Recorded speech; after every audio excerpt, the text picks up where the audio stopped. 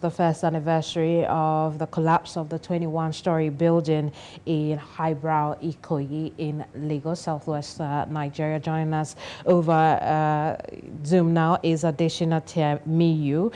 Good evening to you, Ade. And we know that a year after the building collapsed, there is controlled demolition at the site. Now, what does this mean, really?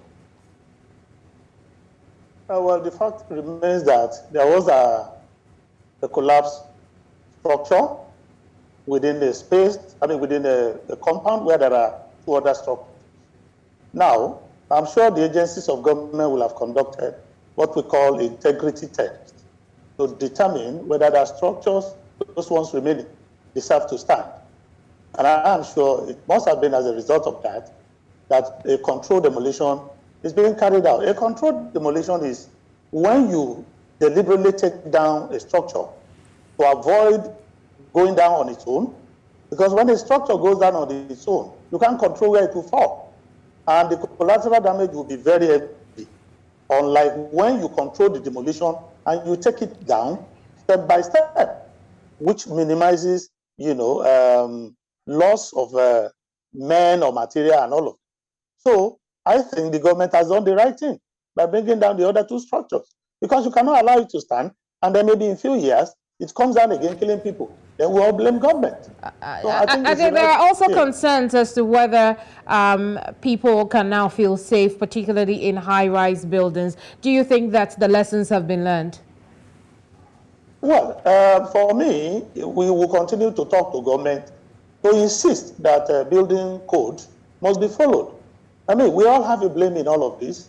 It's not for government alone. It's for every practitioner in the building subsector. You cannot cut corners and expect a structure to stand. There are regulations, there are rules, there are standards.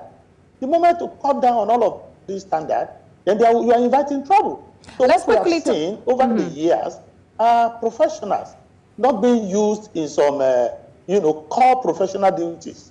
And you see quacks all over the place, taking charge of what professionals should handle.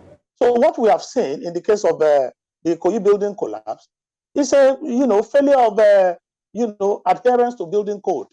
And going forward, government must put its feet down and ensure that whoever goes against all of these things is punished appropriately.